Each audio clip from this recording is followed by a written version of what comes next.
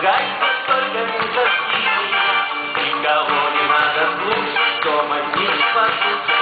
Это самый лучший старость лета танцевать.